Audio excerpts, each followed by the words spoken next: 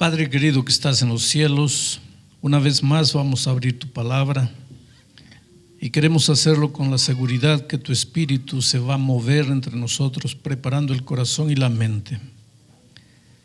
Oh Señor, si cada día oyésemos tu voz antes de dar un paso, nuestra vida sería completamente diferente.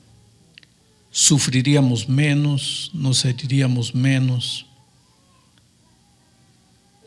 El problema es que a veces vivimos solos, inclusive siendo miembros de iglesia, tomamos nuestras decisiones solos y nos herimos y nos hacemos sangrar y hacemos sufrir gente inocente que está a nuestro lado. ¿Cómo necesitamos aprender a escuchar tu voz? Y la única manera de hablarnos es a través de tu palabra escrita. Por eso, Señor, enséñanos a sentir el gusto por tu palabra, a buscar tu consejo cada día, a andar en tus caminos. Guárdanos en esta noche. Escucha la oración silenciosa de cada corazón. No dejes a nadie volver sin respuestas. Y a los que están sufriendo en el valle de la decisión, que tu Espíritu esta noche los ayude a decidir. En el nombre de Jesucristo. Amén. Estamos llegando al fin de esta semana. Estudiar el libro de Ageo fue un desafío. Estoy seguro que hay más de un cristiano aquí que inclusive hace años está en la iglesia y nunca había leído el libro de Ageo. Y esta semana ustedes han visto cómo hay tanta riqueza espiritual en el libro de Ageo.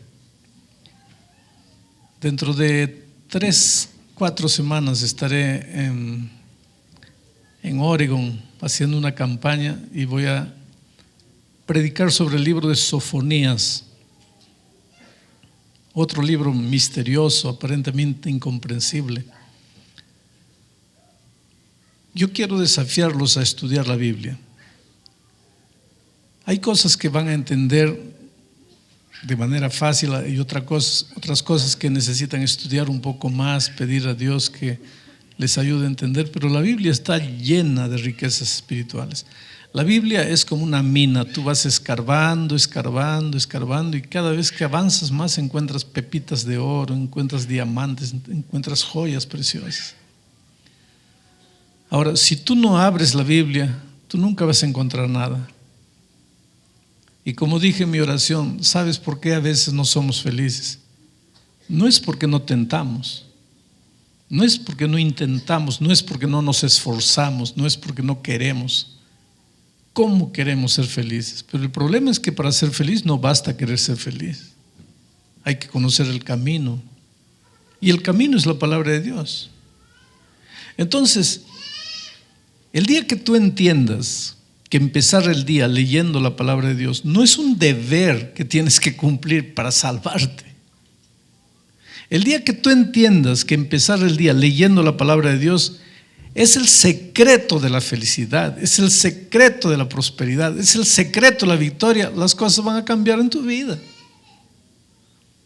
Yo no leo la Biblia porque es un deber hacerlo. Yo leo la Biblia porque en mi vida personal también tengo luchas, también tengo dificultades, también hay momentos que tengo que tomar decisiones y no sé cómo decidir.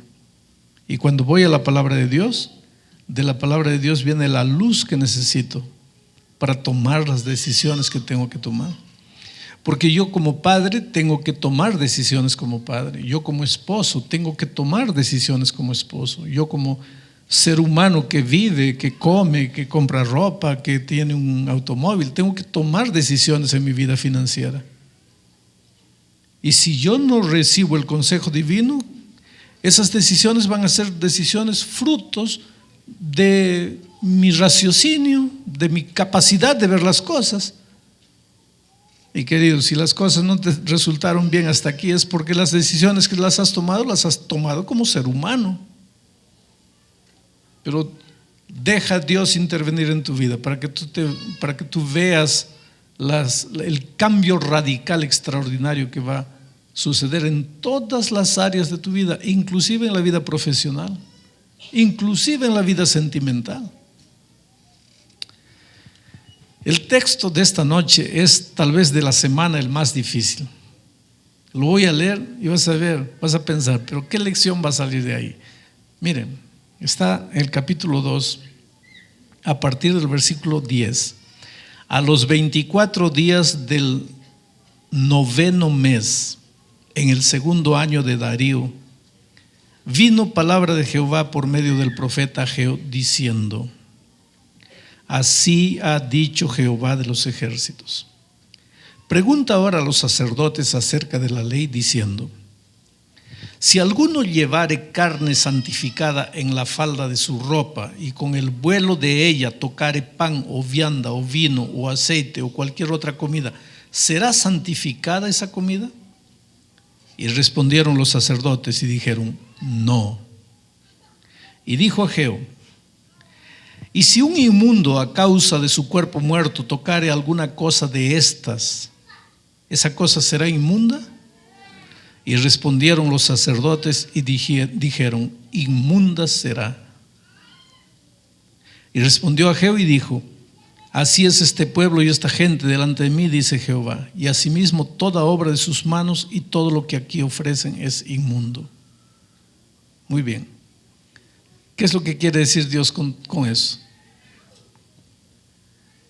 Tú lees y ni siquiera entiendes, pero ¿qué es eso de carne, que ropa con carne? Yo sé que tal vez por eso alguna gente se desanima de leer la Biblia, pero leer la Biblia es como todo en la vida. Tú vas aprendiendo, y cuanto más lees, más vas a ir aprendiendo. Te voy a explicar esto y vas a ver cómo es fácil.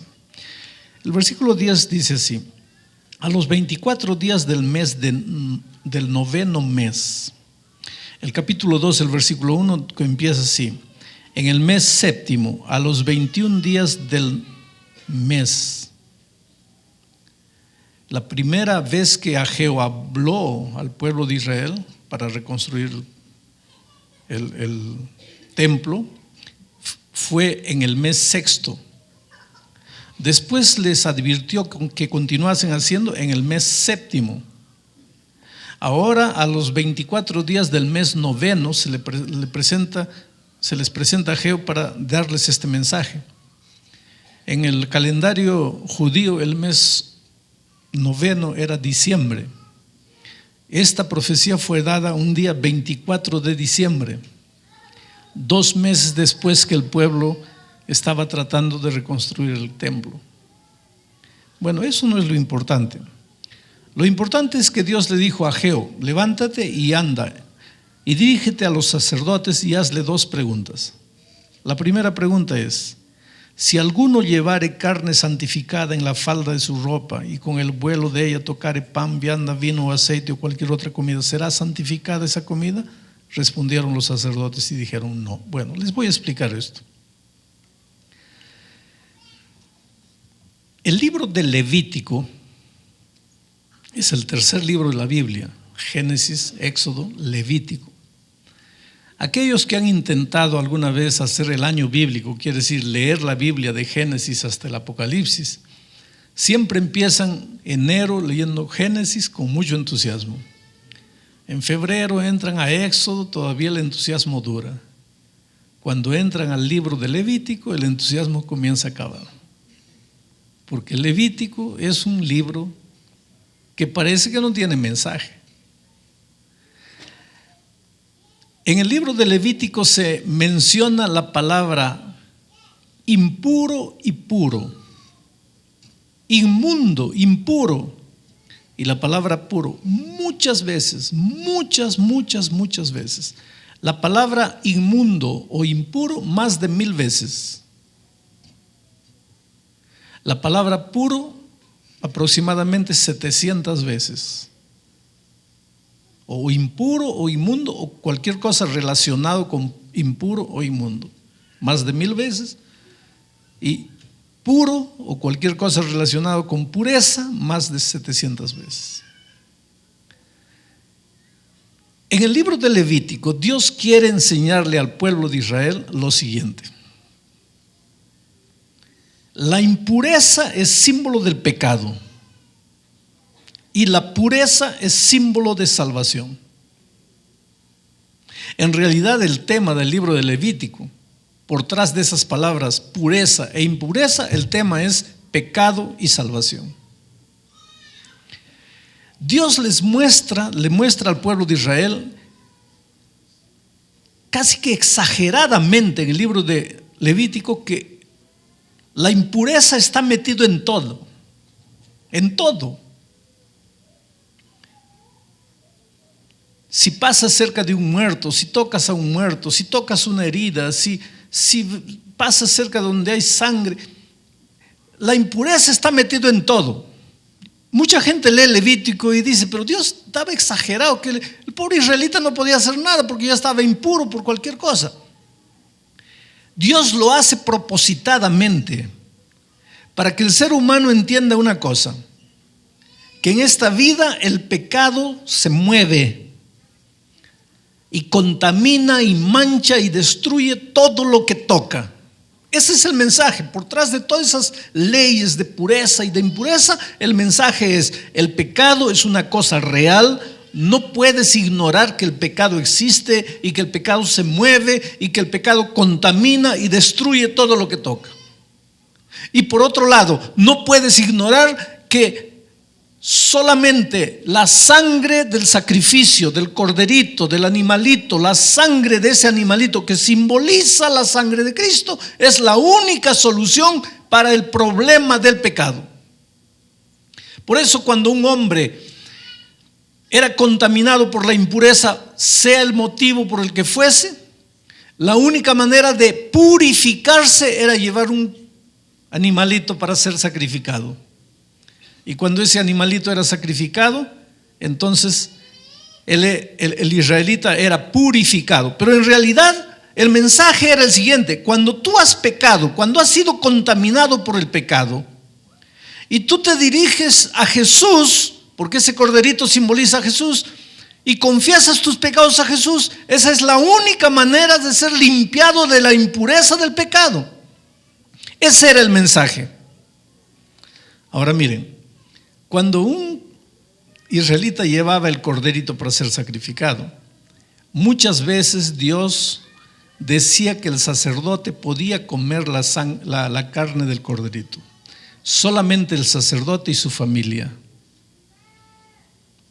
Y a veces, si el sacerdote había comido con una ropa la carne santificada de un corderito que era símbolo del Cordero de Dios que quitaría el pecado del mundo, ahí viene la pregunta: ese sacerdote había comido esa carne santificada con su ropa, y vamos a decir que una hilacha de la carne hubiese caído a la ropa del sacerdote, esa ropa santa, y él pasaba y tocaba otra comida, otra bebida, otra cualquier cosa con su ropa, con esta ropa santificada con la que él había comido la carne santa. La pregunta de Ageo fue la siguiente: ahora si el sacerdote va y su ropa toca otra comida, ¿esa otra comida pasa a ser santificada? Y los sacerdotes, que eran especialistas en el conocimiento de la ley, responden: no. ¿Y sabes por qué no? ¿Cuál es el mensaje aquí? Es que la santidad no se pasa por herencia a nadie. Tú puedes ser un hombre santo, un hombre de Dios. Eso no quiere decir que tu hijo va a ser.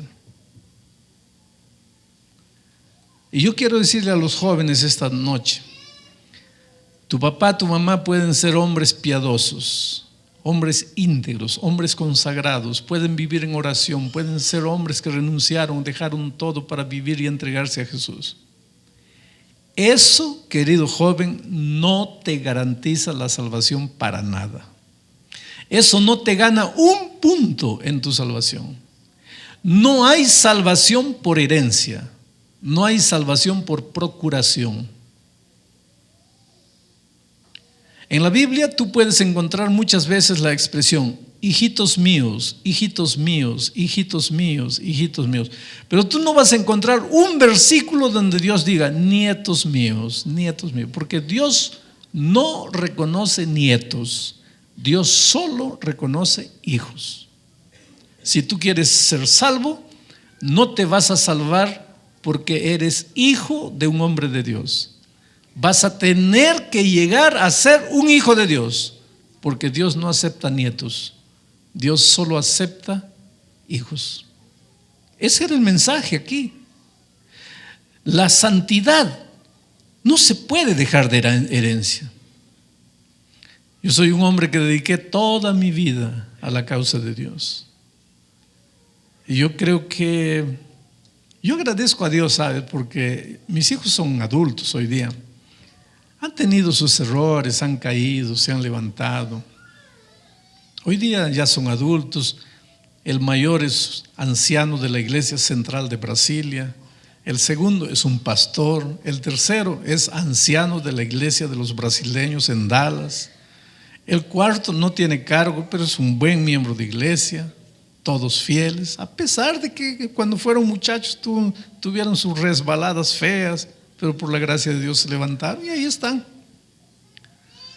Pero yo siempre agradezco a Dios porque ellos están en la iglesia, aman a Jesús, sirven a Jesús, pero ellos podrían tener un buen motivo para decir: yo estoy fuera de la iglesia y no quiero saber nada de Dios, porque mi padre vivía para la iglesia, pero a nosotros nunca nos daba importancia. Ellos podrían decir perfectamente eso. ¿Sabes por qué?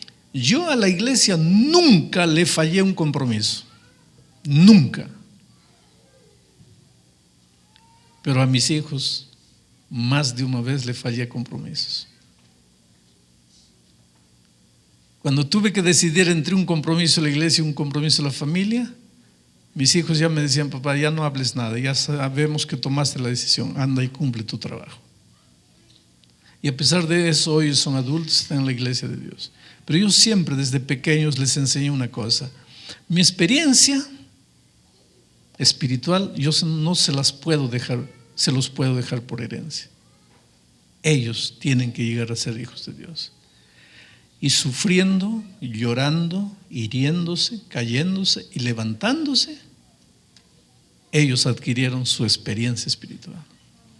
Y yo quisiera que ustedes entiendan que una cosa: la experiencia espiritual, la salvación, no es algo que tú recibes porque estás en la iglesia, o porque tu papá es de la iglesia, o porque tu esposa es de la iglesia. Mi padre tenía esa idea equivocada. Él decía: mire, yo apoyo a mi esposa, yo apoyo a mis hijos, ustedes sálvense, alguna cosa de ustedes sobrará para mí. No, no sobra nada para ti. Tú tienes que tomar tu decisión un día. El hecho de que tu esposa se bautiza no te vale para ti de nada, a no ser el ejemplo. Pero si ese ejemplo tú no lo administras y lo aplicas en tu vida, no te sirve de nada. La segunda pregunta que Ageo le hizo a los sacerdotes es: la primera es, si con ropa santa yo voy y toco una cosa, ¿la santifico? No. ¿Por qué? Porque la santidad no se pasa por herencia, no se pasa por roce, no se pasa por contacto. Aunque los seres humanos pensamos que si tocamos a una persona espiritual ya pasamos a ser espirituales. No, querido, ese es un concepto equivocado. Cuando Pedro estaba iniciando su ministerio en los tiempos apostólicos, dice la Biblia que había gente que se acercaba porque hasta la sombra de la ropa de Pedro los curaba. No era la sombra, la gente decía eso. La sombra no cura, querido. La sombra no salva, la ropa no salva, solo Jesús salva. La otra pregunta es: ¿y si un hombre inmundo, por algún motivo, porque tocó un muerto, porque tocó una herida, cualquier cosa, está inmundo, y roza una cosa santa, la contamina? Y los sacerdotes que conocían bien esto responden: sí. Y ahí está la otra triste realidad. La primera es, la santidad no se pasa por contacto, pero el pecado sí. El pecado sí. Esto es como la salud. Mira, la enfermedad se puede contagiar por contacto, ¿no es cierto? Pero la salud no se pasa por contagio. Si yo estoy tuberculoso y me junto a ti, te puedo pasar la tuberculosis. Pero si yo estoy bien de salud y tú estás enfermo y me junto a ti, mi salud no te pasa. Esto es, en la vida espiritual funciona así. La santidad no se pasa, pero infelizmente el pecado se pasa. Y hay un versículo que no está en la Biblia, está de otra manera, pero es un versículo que anda en la boca del pueblo. Quien con lobos anda, aullar aprende. La manzana podrida corrompe a su compañera. Y lo que los queridos muchachos, jóvenes, adolescentes no entienden es eso. Si tú andas con un lobo, vas a aprender a aullar, porque el pecado contamina. El pecado sí se pasa por contagio. El pecado sí se pasa por compañerismo. La santidad no, pero el pecado sí.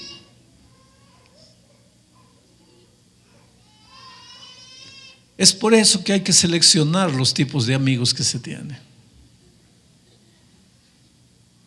Pero yo sé que el adolescente, y no sé si estoy predicando a un adolescente, pero el adolescente está en una época de la vida en que quiere afirmarse.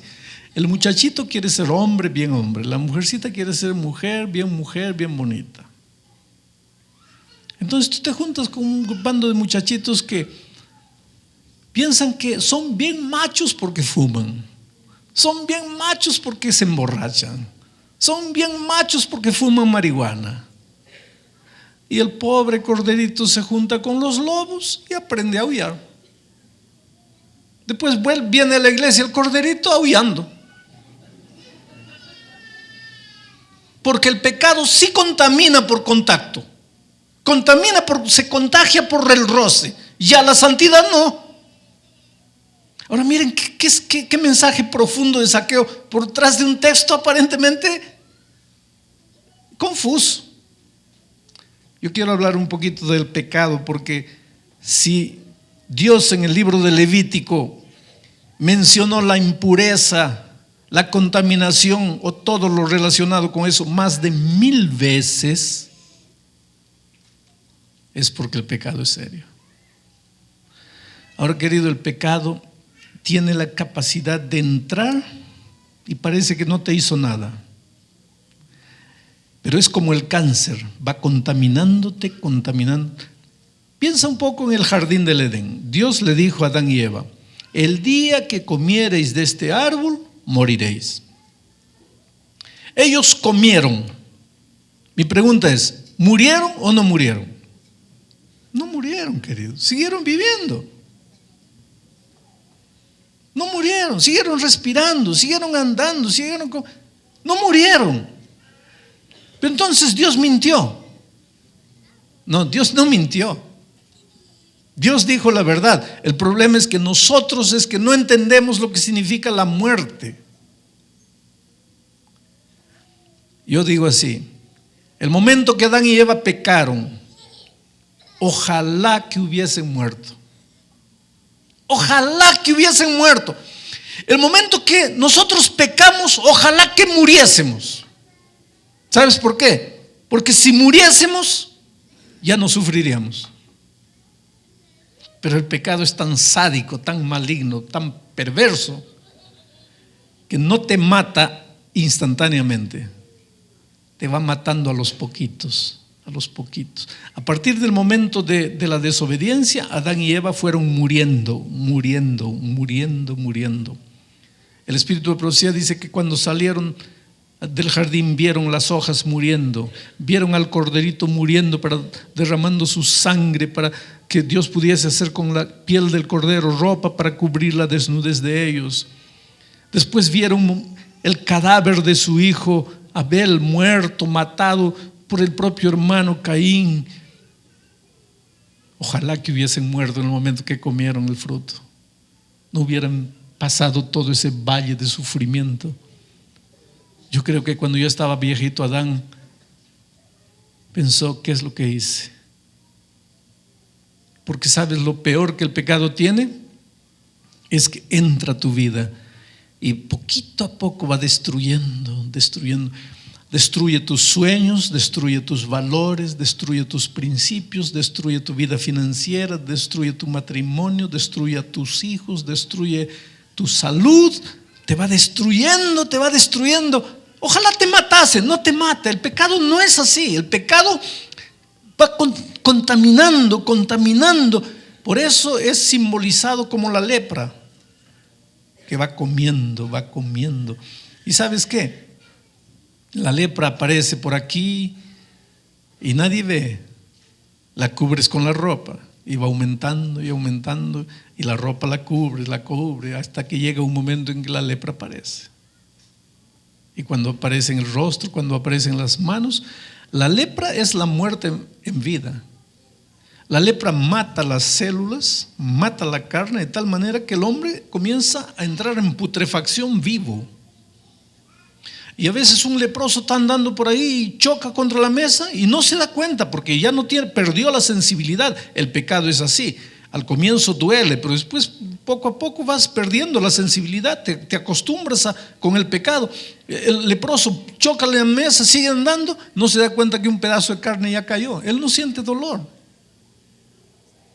A veces cae un pedazo de cara, la oreja, cae un pedazo de nariz, un pedazo de mano.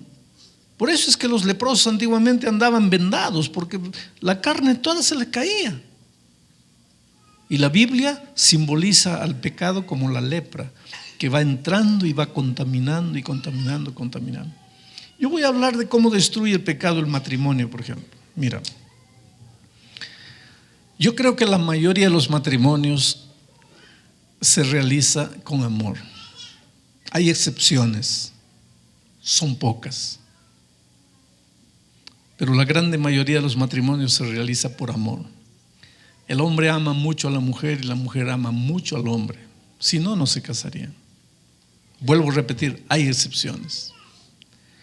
Ahora, yo encuentro muchas veces que personas vienen a mí, hombres que están 20 años, 30 años casados, mujeres, y dicen así: pastor, yo me voy a separar. Y me voy a separar porque estoy casado 30 años y no he sido feliz. Y me estoy envejeciendo, pastor. Y yo creo que yo tengo derecho de ser feliz. Si en 30 años no he sido feliz, yo creo que tengo el derecho de ser feliz. Entonces me voy a separar. Perdóname que yo sea un poco duro en lo que te voy a responder. Querido, Dios te dio el derecho de ser feliz. Dios quiere que seas feliz y Dios te dio toda la luz en su palabra para que seas feliz. Pero tú puedes ejercer ese derecho hasta el momento de casarte. En el momento que tú te casaste, pierdes el derecho y tomas la responsabilidad. Por eso el Espíritu de Profecía dice que si en el altar, delante del pastor, ya vestida de blanco, con la iglesia llena, tienes la mínima duda de que ese matrimonio va a funcionar, sal del altar. Deja al pastor, deja la iglesia llena, deja la novia, deja al novio, pero no te cases. Porque si te casas, hasta ese momento tú vas a ejercer tu derecho de ser feliz. A partir de ese momento tú asumes la responsabilidad de llevar ese matrimonio hasta el fin, porque el Señor dice: lo que Dios juntó, el hombre no lo puede separar.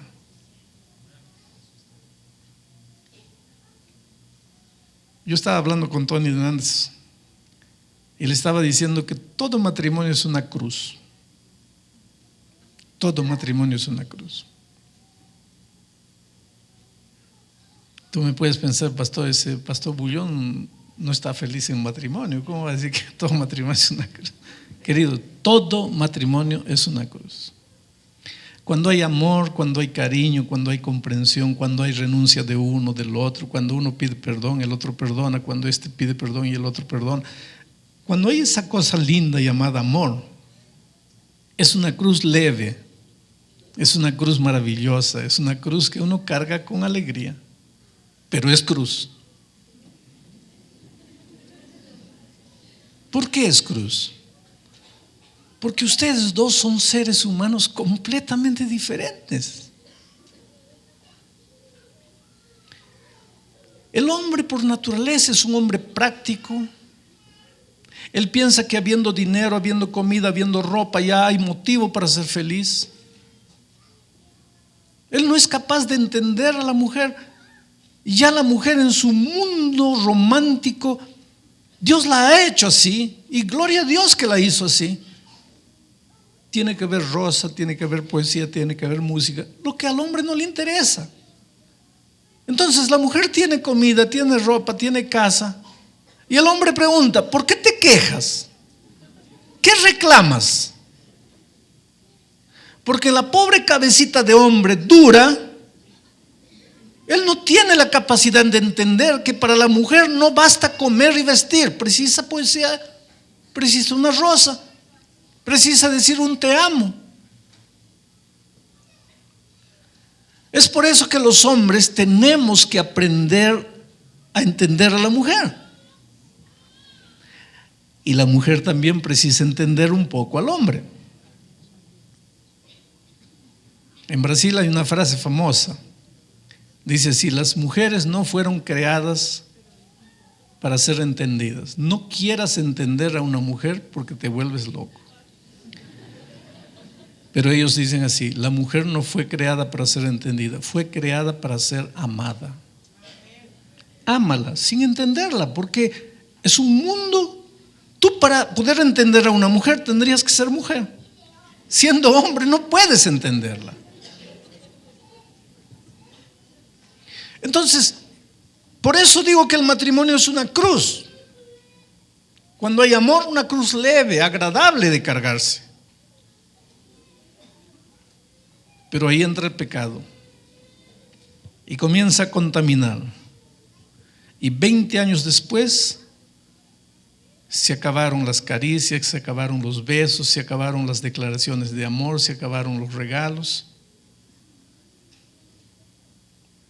Ojalá que el pecado viniese y acabase con tu matrimonio el primer día, pero no lo hace, lo va matando poquito a poco, lo va matando lentamente, lo va matando.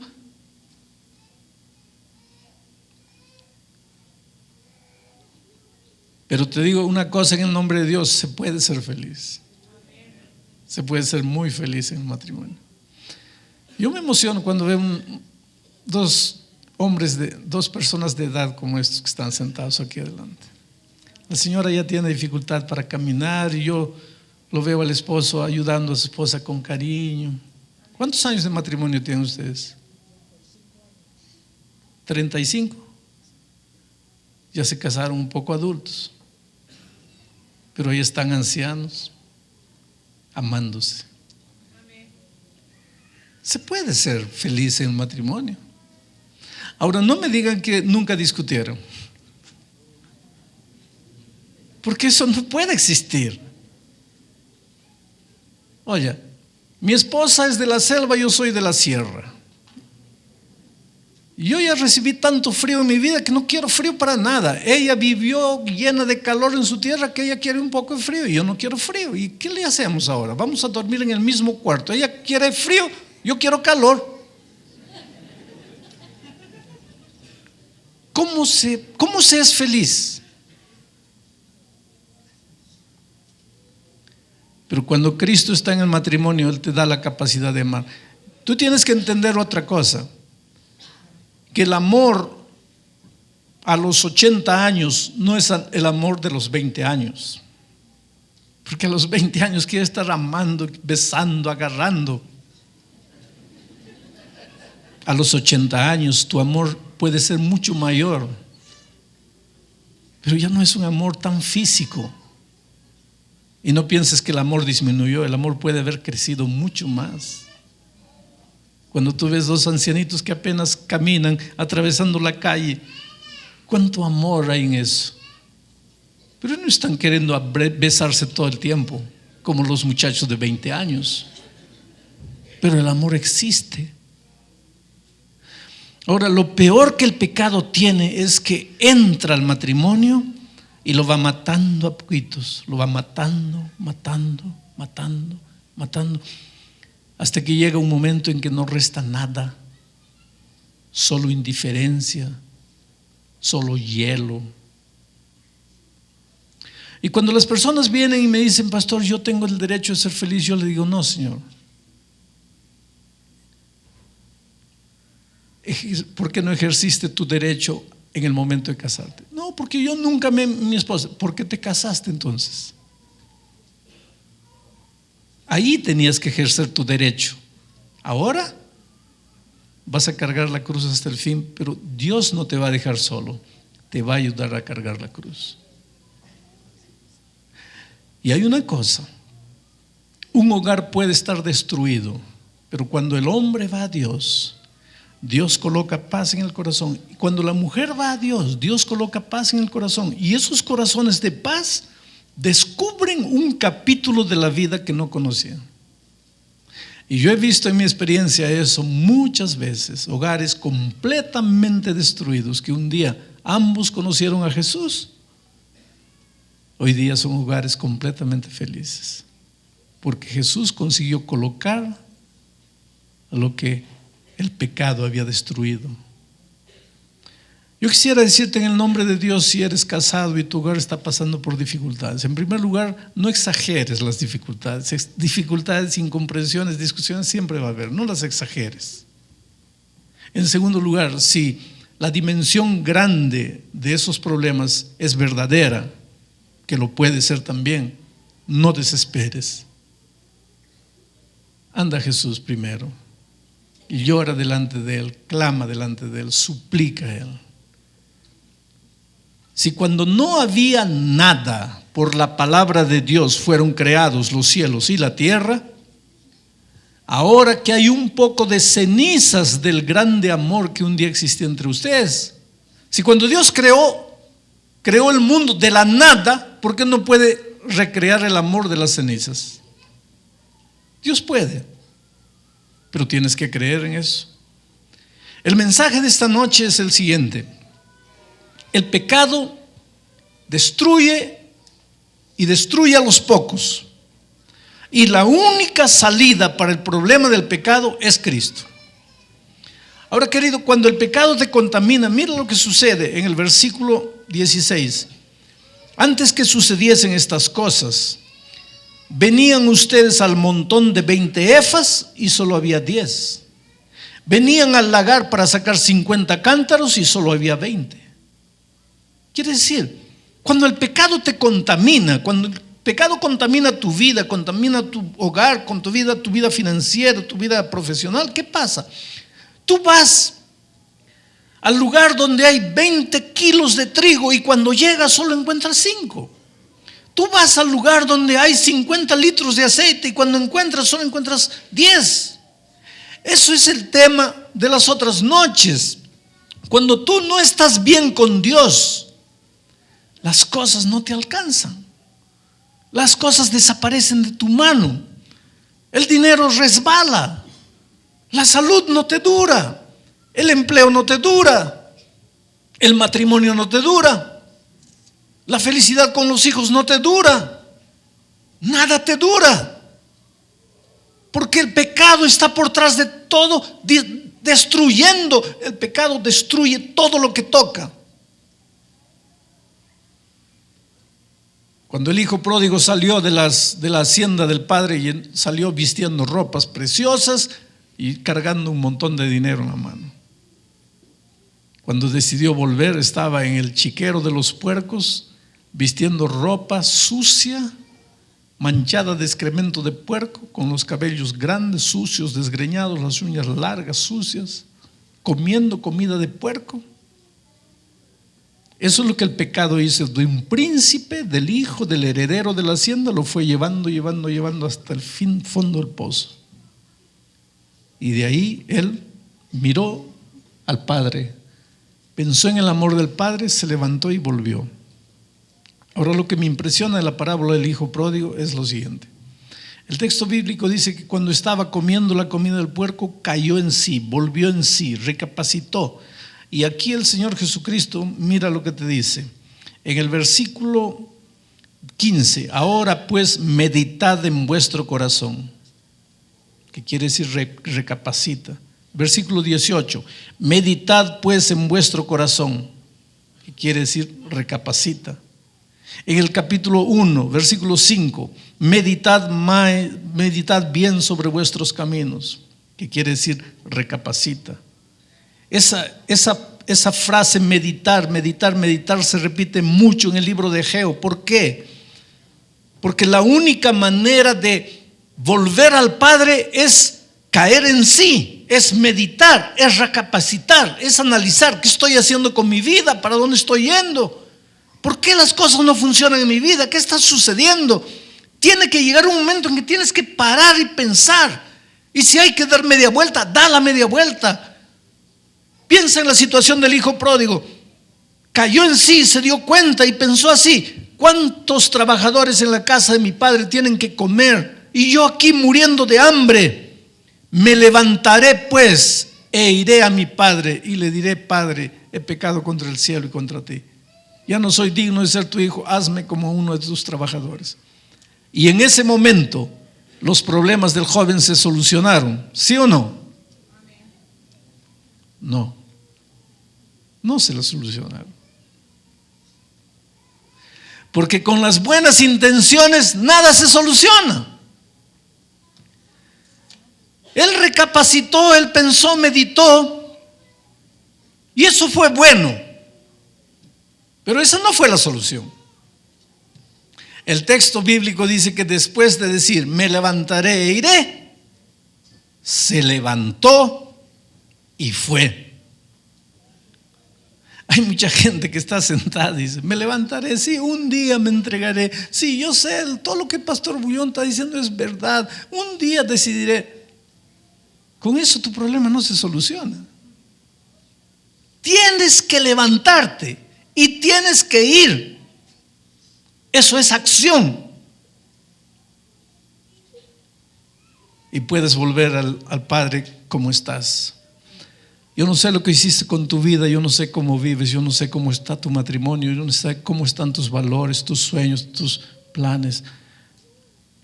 Yo quiero que imagines esta noche al hijo pródigo volviendo al Padre, y el Padre, cuando vio a su hijo a la distancia, salió corriendo y fue. ¿Y qué dice la parábola? Cuando llegó quiso abrazarlo, pero cuando llegó cerca el muchacho estaba oliendo a puerco, el excremento de puerco en su ropa, cabellos sucios, desgreñados, y tuvo asco. Y entonces el padre dio un paso atrás y mandó a sus hombres y dijo: por favor, báñenlo a mi hijo, quiero abrazarlo, pero así inmundo no lo puedo abrazar.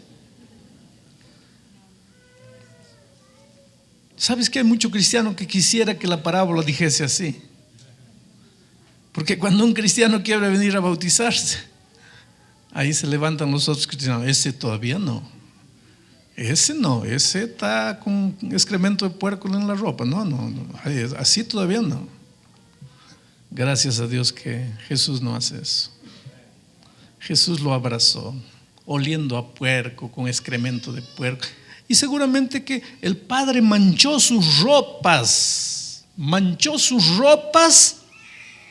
con las ropas del pecador. Aquí está la figura maravillosa de Cristo, que lo dejó todo y manchó su santidad de humanidad para alcanzar al hombre, y lo abrazó. Y es en el abrazo del Padre que la inmundicia del hombre desaparece. Por eso no tienes que tener miedo de bautizarte, querido, porque la vida cristiana es camino, caminar, aprender. El amor de Dios para mí es un amor incomprensible y maravilloso. Yo veo reflejado el amor de Dios en el amor de una madre. No sé si has observado a una madre cuando Cuando le cambia los pañales a su nené de 15 días, está pequeñito recién, la mamá ve que el chiquito ensució los pañales, la mamá abre los pañales, levanta las piernitas del chico, lo lava, lo limpia, le da un beso en las nalgas. Qué cariño, ¿no? ¿Has visto el amor de la madre? Así es Dios. Cuando tú comienzas tu caminata, ¿cuántos pañales en la vida espiritual ensucias? ¿Tú crees que por eso Dios te descarta? Si la madre trata al hijo con tanto cariño, y Jesús dijo así: si vosotros siendo pecadores sabéis dar buenas dádivas a vuestros hijos, ¿cuánto más vuestro Padre que está en los cielos? ¿Cómo crees que Dios te va a tratar a ti si la madre trata con ese cariño al hijo que ensucia los pañales? ¿Cómo Dios te va a tratar a ti a pesar de tus errores en los primeros pasos de la vida cristiana? Por eso que tú no tienes que tener miedo de ir a Jesús, de tomar la decisión de bautizarte, de entregarle tu vida a Jesús. Tú eres lo más precioso que Dios tiene en esta vida.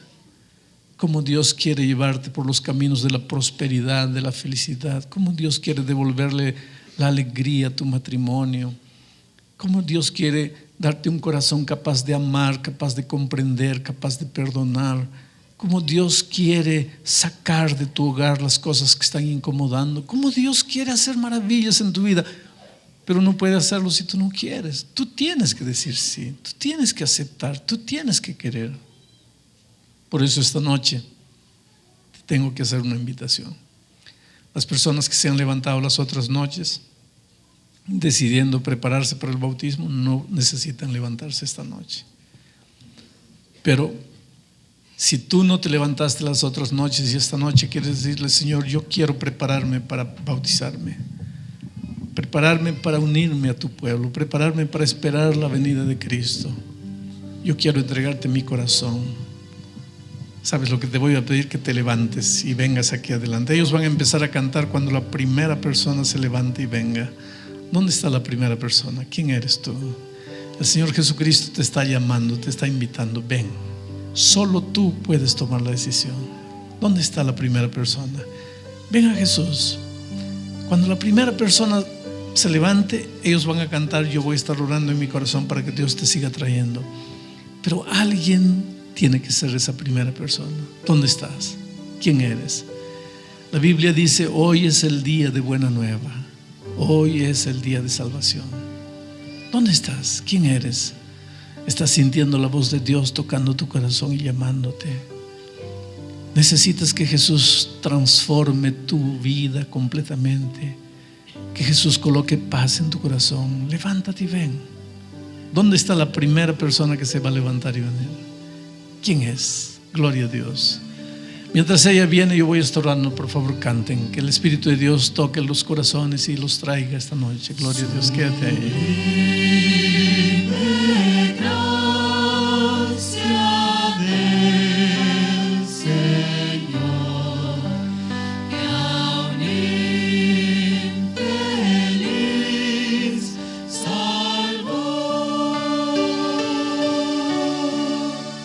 Fui ciego, mas hoy miro yo.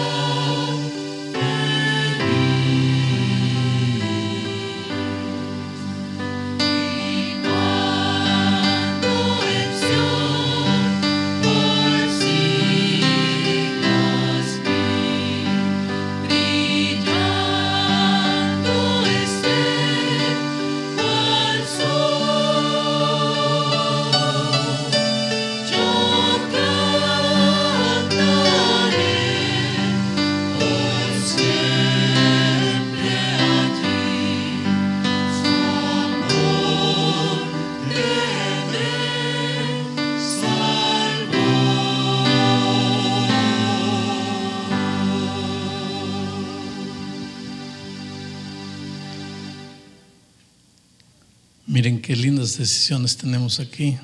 Tenemos una pareja linda. Y esos muchachitos que van a crecer un día y se van a bautizar. El hecho de que vienen no quiere decir que los vamos a bautizar ahorita, pero van a crecer, están tomando su decisión en la mejor etapa de la vida. Podríamos esperar por lo menos unas 2 personas más que se levantarán y vendrán esta noche aquí. Personas que están luchando con la voz de Dios, tocando su corazón, llamando. ¿Puedo hacer la oración o te espero?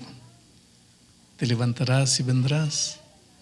Le dirás sí a Jesús. Todo lo que Jesús necesita para entrar en tu vida y revolucionar tu vida es que tú le abras la puerta. Él no puede entrar por la fuerza. Tú tienes que querer, tú tienes que decir sí. ¿Puedo esperarte? ¿Vendrás? Voy a orar ahora. Si mientras estoy orando sientes que debes venir, déjate traer por el Espíritu Santo. No te quedes sufriendo, no tengas miedo de interrumpir la oración. Ven lentamente, vamos a orar. Oh Padre querido, toca estas vidas lindas, estas personas preciosas que han venido aquí diciéndote sí. Trabaja en estas vidas, prospéralos, fructifica su vida. A estos niños ayúdalos a crecer en tu gracia y en tu amor. A los jóvenes, prospéralos en sus caminos. A los adultos, hazlos victoriosos. En fin, Señor, toma en tus manos estas vidas. Nada que está en tus manos deja de ser importante, trascendente, grandioso. Haz maravillas en estas vidas. En el nombre de Jesús. Amén. Queridos, no salgan sin dejarme su nombre. Que Dios les bendiga ricamente.